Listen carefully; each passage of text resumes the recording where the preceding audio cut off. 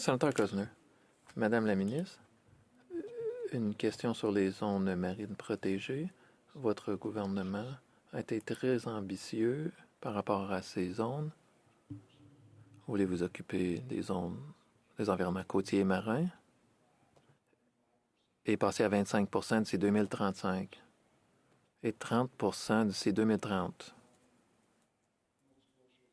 En Nouvelle-Écosse, on a parlé, il y a aussi un processus en place concernant les îles de la côte Est. Je me demandais si vous pouviez nous dire où s'en trouve ce processus et aussi par rapport à vos cibles globales. Je peux vous dire qu'au niveau de nos cibles globales, c'est qu'on vise vraiment à les atteindre. Puis l'importance des aires marines protégées, ce sont nos pouponnières. Ce sont les secteurs qui vont pouvoir permettre aux pêcheurs de protéger là, nos pêches du futur. Donc, il y a un travail important qui se fait de sensibiliser les pêcheurs parce qu'il y a de l'inquiétude du côté des pêcheurs à l'effet que ça puisse leur nuire au niveau de leur capture. Donc, c'est un travail, c'est un travail en continu pour sensibiliser autant les pêcheurs, mais aussi c'est un travail qui se fait avec les communautés autochtones qui privilégient beaucoup au niveau de leur savoir la protection des espèces. Senator Cosner. I had mentioned. J'ai parlé plus tôt de la sébaste dans le Canada-Atlantique.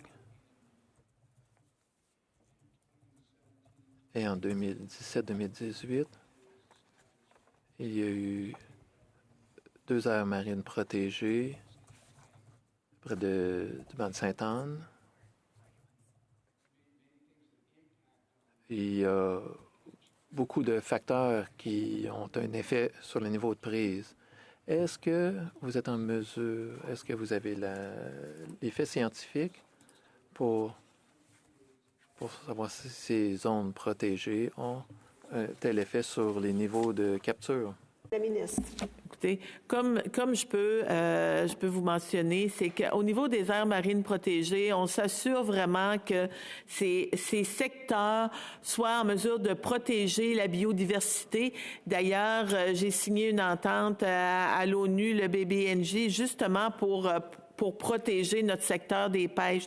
Mais je dois vous dire qu'avec ce qui se passe actuellement au niveau des réchauffements climatiques, parce que l'océan, actuellement, ce qui se passe sous l'eau bouge complètement sous nos pieds, même d'où on a le fait qu'on ait besoin de la science.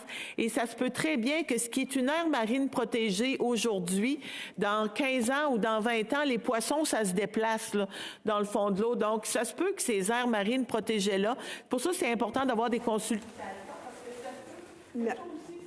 Merci, Madame la ministre.